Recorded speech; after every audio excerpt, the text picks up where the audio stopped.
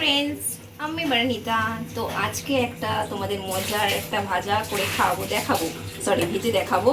তো এখন হচ্ছে যে আমি কড়াই তেল গরম করে নিয়েছি, আর কি দিয়ে করছি জিনিসটা তোমাদের চলো দেখাই।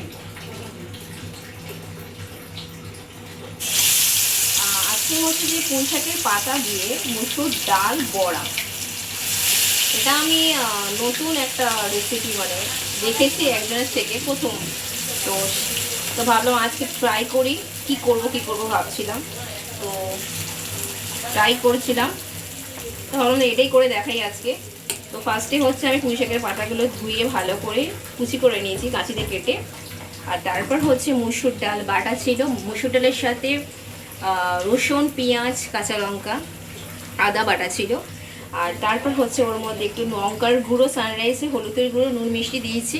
আর কড়ায় তেল দিয়ে আমি কারি পাতা ফোড়ন দিয়েছি, সর্ষে জিরে ফোড়ন দিয়েছি, একটু কালো জিরে দিয়েছি, দিয়ে ওইটা এই ডালটার মধ্যে আমি ফাটিয়ে নিয়েছি পাতার সাথে, যাতে খেতে ভালো হয়।